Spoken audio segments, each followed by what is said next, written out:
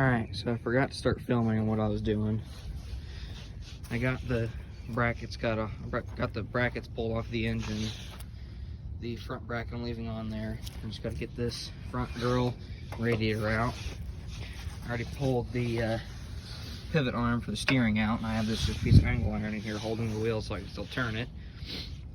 The plan is kind of push these up out of the way. And unfortunately, the way that this bar sits across here for the steering, I'm gonna have to stretch the tractor a few inches because the oil pan is gonna be sitting about right there. The bottom of it, this front part where it sticks down, that's gonna be sitting about right here. So I have to stretch the tractor slightly, but luckily in the truck, I have some angle iron that I can, when I cut this, I can fit the angle iron in there. Either I can butt weld it or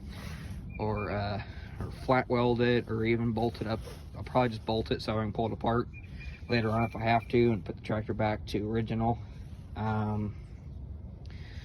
But that's the plan. I just gotta get this off and then time to test fit the engine. And I have the cover for the injection pump right there on the side. I just have to put it back on. So I'm gonna pull that temporary fuel tank off, make sure everything's out of the way, pull this front bracket off at the front of it with that little eye hook on it. Just gotta undo these other 3 bolts, 13 mils, and then the brackets for the radiator. Just gotta undo them, and then it should come right out. So I'll see you then. All right, so I got the bolts out for this. Goes right off. Now we'll just set this over here. Tarp. Then it's muddy out here, but pull these 4 bolts out, and then this whole assembly right here should just come right out. All right, got the radiator off, got the grill off. Now I got a straight shot in. Try and move these up out of the way. All right, actually just pull this up. Yep, there we go. Nasty. So, my tools and these bolts all out of the way, and then just be able to slide the engine in here. And this is not the battery cable I'm using. I have to get a heavier one and probably just put the battery up here, because my plan was just to put a 3-cylinder Kubota in this, but then I found this motor, so I was like, I'll put this one in here. So I'm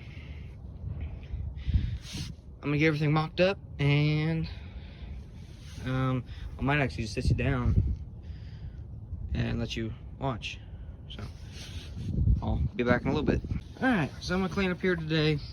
All done, so I gotta go back over to my mom's. So that's what I got done today. Just got the engine set in. It's all it's held in, so it'll be sitting there just fine.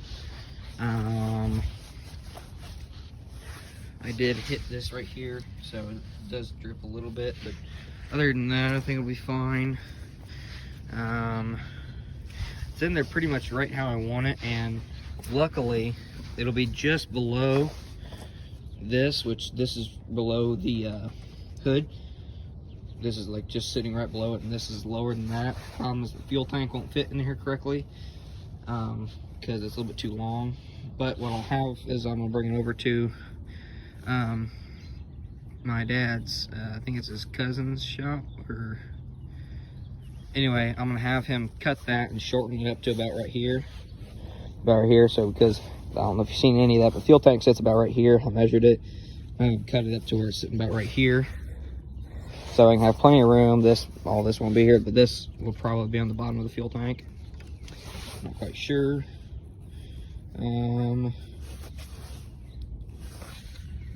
What else? I'm gonna make my motor mounts down here. I think, I'm not quite sure. Yeah, look at that.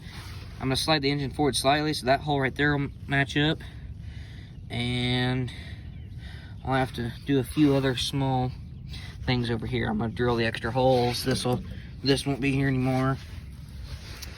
I'm gonna have to stretch the whole frame for about 12 inches, but luckily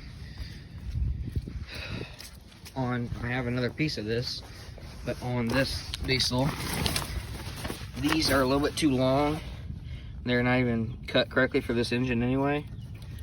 So I'm actually gonna take these and cut these down both to 12 inches. Cut the frame probably about right here, right behind this oil filter housing, because this is sitting on this right now. I don't want it to be, so I can change my oil correctly. So I cut that because those are slightly smaller than this.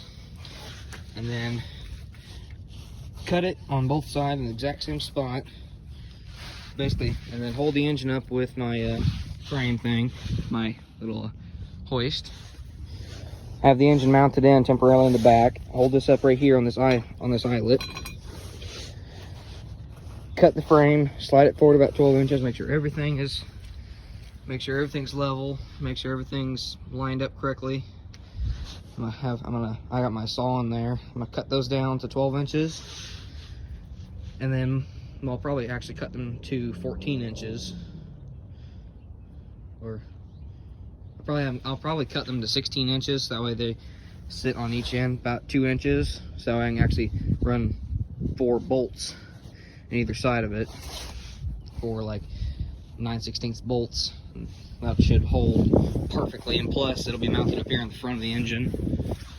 So the engine will be the main part of the frame, and those will basically be tying everything in together. So that's what I got to do, but I'm done for tonight. I'm just gonna set it right here, make sure the parking brake's set correctly, and I'll actually take and put it in. Let's see what first. So that way, if the parking brake does come unset, then it won't roll forward very well. Even though it doesn't have the drive shaft all set up into the engine yet, this thing, you can't push it when it's in first gear. So